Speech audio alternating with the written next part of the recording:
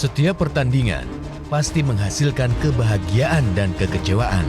Bahagia dirasakan mereka yang menjadi juara dan kekecewaan bagi pihak yang dikalahkan. Namun dalam sebuah pertandingan antar anak bangsa, rasa kecewa jangan berlarut hingga merusak harmoni sosial. Sistem kompetisi demokrasi di negeri ini mempercayakan penyelesaian perselisihan hasil pemilu di Mahkamah Konstitusi.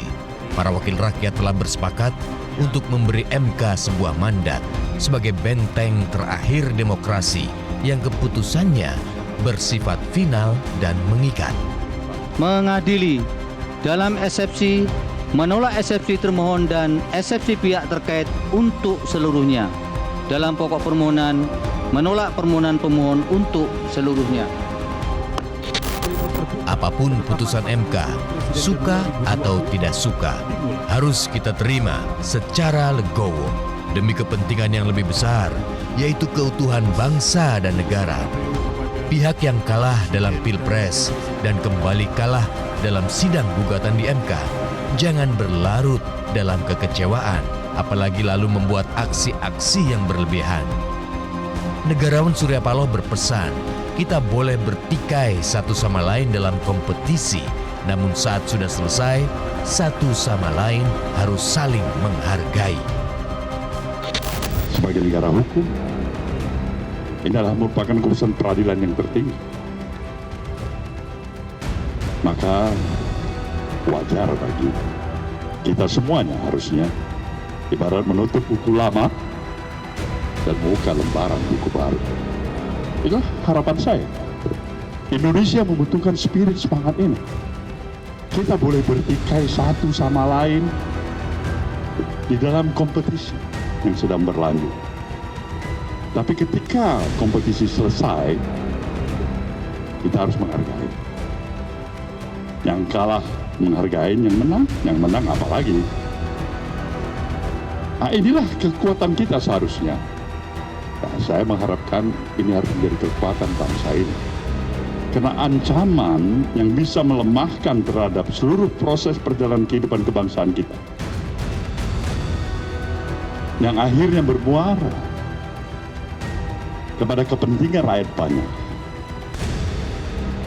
Ini harus kita perjuangkan. Disinilah keteladanan para elit bangsa ini diperlukan. Keteladanan atas konsistensi sikap, ucapan, dan perbuatannya. Ketatnya kompetisi demokrasi kerap membuat sebuah bangsa terpolarisasi. Pemilu sebagai mekanisme rotasi kekuasaan akhirnya justru memicu perpecahan.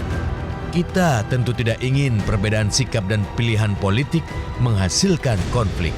Demokrasi jangan dijadikan segala-galanya, karena demokrasi adalah alat untuk mencapai tujuan Indonesia merdeka.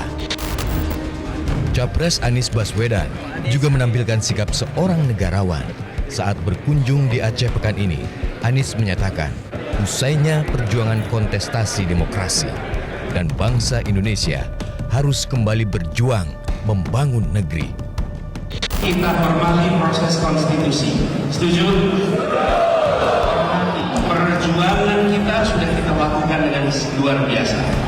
Dan sekarang saatnya kita membangun Indonesia. Kita akan terus tetap berjuang. Bicara soal kedewasaan politik, kita harus belajar dari para bapak pendiri bangsa. Sudah bukan rahasia lagi, Dwi Tunggal Soekarno-Hatta kerap berbeda pemikiran politik, namun keduanya mampu bekerja sama merumuskan arah demokrasi republik. Sikap Bung Hatta yang rajin mengkritik tidak membuat keduanya terjebak dalam konflik. Sebagai politisi, Bung Karno dan Bung Hatta bisa jadi berseberangan, namun secara personal keduanya memiliki kedekatan. Bagi Dwi Tunggal ini, politik adalah jalan perjuangan, bukan untuk memecah persahabatan.